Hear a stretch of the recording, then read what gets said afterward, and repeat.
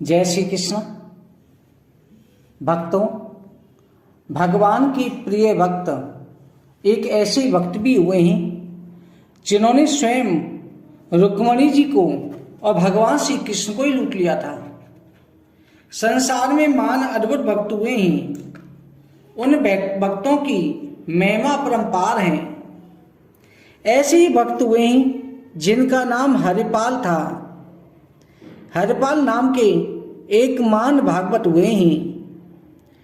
उन्होंने अपने गुरुजनों से पूछा कि गुरुवर, भगवत प्राप्ति का सरल उपाय क्या है? उनके गुरुदेव ने उत्तर दिया, संत सेवा। संत सेवा ही निश्चित रूप से भगवत प्राप्ति का उपाय है। अब जहां भी संतों की मंडली होती वहां ईश्वर की कृपा अवश्य होती है। जहां संतों की मंडली होती है वहां भगवान का वास होता है। हरिपाल जी संतों की सेवा करने लगे। संत जन उनकी सेवा से प्रसन्न होकर एक दूसरे को उनकी सेवा के बारे में बताने लगे। धीरे धीरे उनकी सेवा की ख्याति दूर दूर तक फैलने लगी। अब केवल एक या दो संत नहीं बल्कि पूरी संत मंडली उनके यहां पर एकत्रित होने लगी। अन्य तीर्थों से आने जाने वाले श्रद्धालु भी हरिपाल जी के स्थान पर रुकते, क्योंकि वह संत सेवा भगवत भजन का अद्भुत वातावरण था। हरिपाल जी संत सेवा में इतने तल्लीन रहते कि उनके पास में अन्न धन संपत्ति सभी धीरे धीरे समाप्त हो गई। संतों की भीड़ रोज बढ़ती गई। उन्होंने अपनी जमीन बेच दी, कीमती गहने बेच दिए। जो भी संचित संपत्ति थी उसे संत सेवा में लगा दिया। अब तो स्थिति ये हो गई कि सेवा के लिए कुछ भी शेष नहीं बचा। जब संतों को भोजन कराने के लिए धन नहीं रहा तो उन्होंने बाजार से उधार लेना शुरू कर दिया। हजारों रुपए का कर्जा हो गया। उस समय पर 1000 रुपए की बहुत बड़ी महिमा थी। 1 रुपए में ही ढेर सारी सामग्री आ जाती थी। हरिपाल जी ने अपनी सारी संपत्ति साधु सेवा में लगा दी।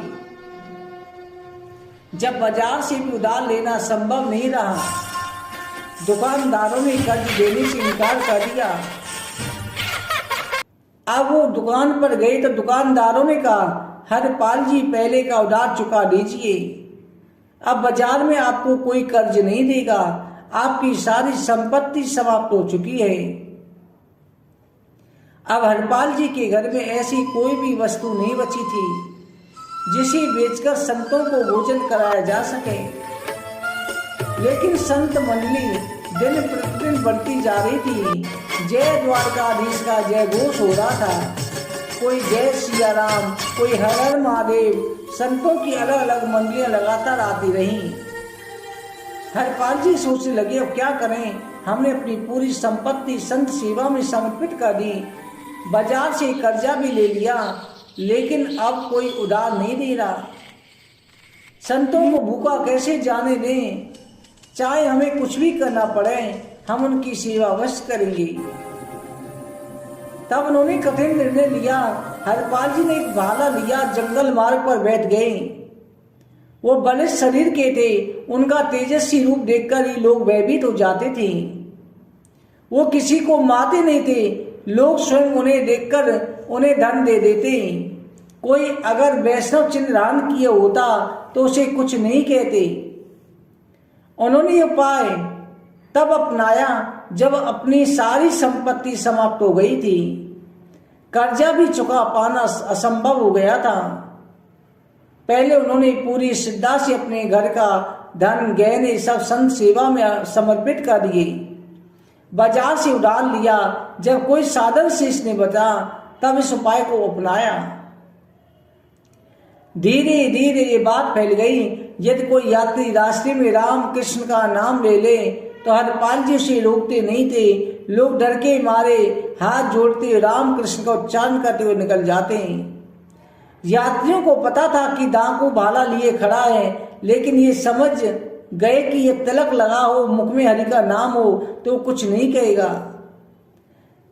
धीरे धीरे स्थिति हो गई कि जंगल से गुजरने वाला हर व्यक्ति तिलक लगाकर नाम जपते हुए जाने लगा। भले ही वो अपने जीवन में पहले कभी हरिनाम का स्मरण न करता हो, लेकिन इस मार्ग से निकलने के लिए अवश्य नाम स्मरण करने लगे। इस प्रकार हरपाल जी के प्रताप से पूरे क्षेत्र में नाम संकीर्तन की धारा बहने लगी। लेकिन इस वजह से अब उनके लिए किसी को लूटना मुश्किल हो गया। फिर एक बार संत सेवा के लिए धन की कमी होने लगी। एक दिन बड़ी संख्या में संत मंडली हरपाल जी के घर आ पहुंची।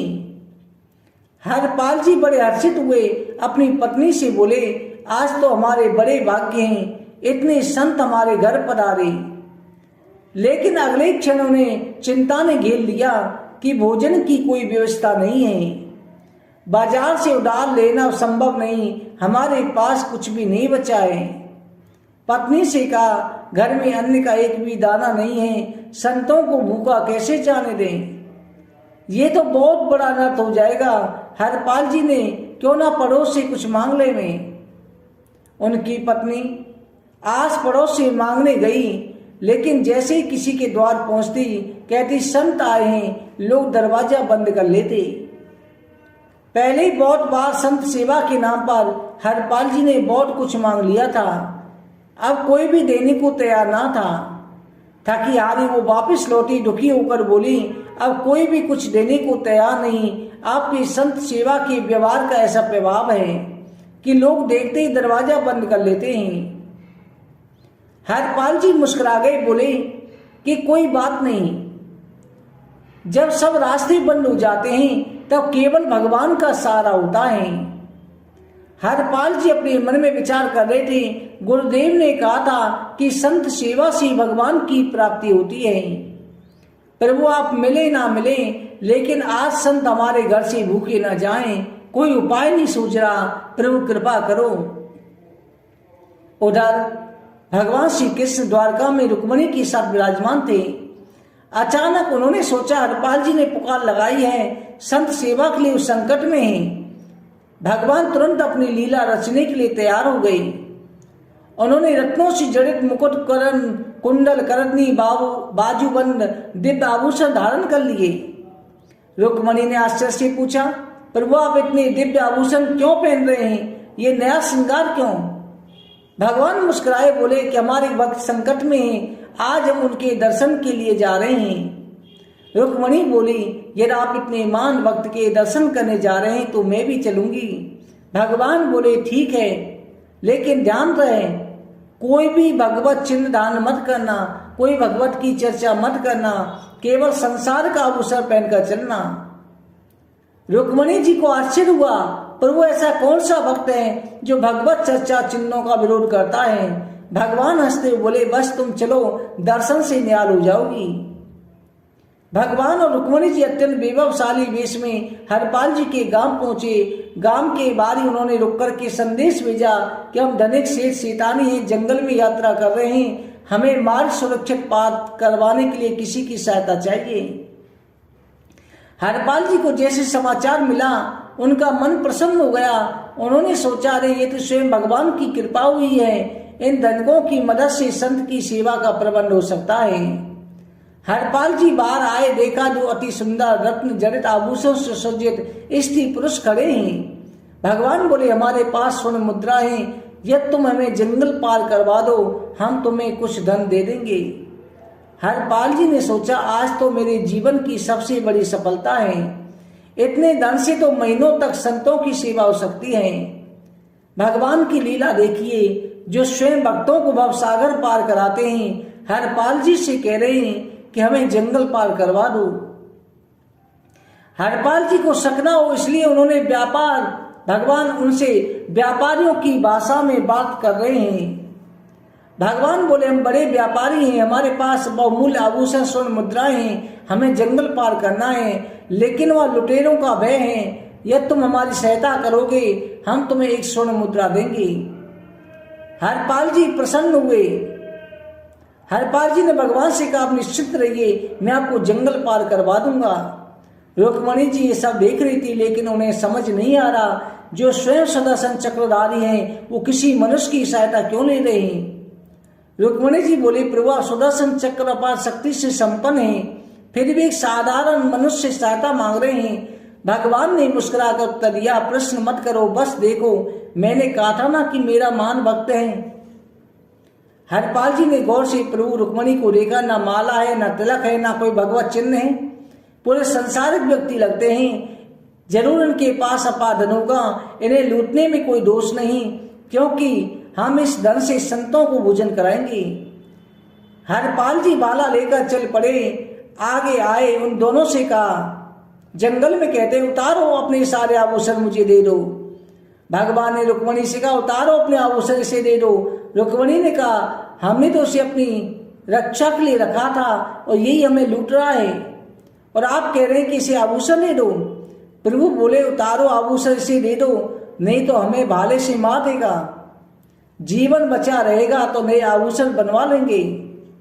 भगवान ने रुक्मणी से कहा, जिसके दर्शन करने के लिए हम आए थे ये वही भक्त है, इसने अपना सर्वस्व लुटा दिया है, कुछ नहीं, आज इसके पास खाने को मैं इसी से लुटने के लिए आया हूं।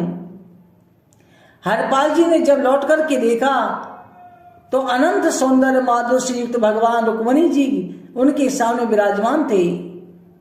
उन्होंने प्रभु के चरण पकड़ लिए, कहा, प्रभु मुझसे गलती हो गई, मेरे कटु वचन, मेरा भाला उठाना, ये सब मेरी भूल है। प्रभु आप जानते हैं हमारे घर में संत मंडली बैठी है, इतना कर्जा हो गया है, हमें कोई उधार नहीं देता, पड़ोस से मांगे तो कुछ भी देने को तैयार नहीं, जो थोड़ी बहुत संपत्ति थी समाप्त हो गई, लेकिन संत भूखे न जाए इसलिए मैंने सब किया। भगवान ने हरिपाल को छाती से लगा लिया, कहा, तुम सर्वश्रेष्ठ हो, मेरे प्राण प्रिय भक्त हो। हरपाल जी ने प्रभु से कहा, प्रभु आपके आभूषण में नहीं ले सकता।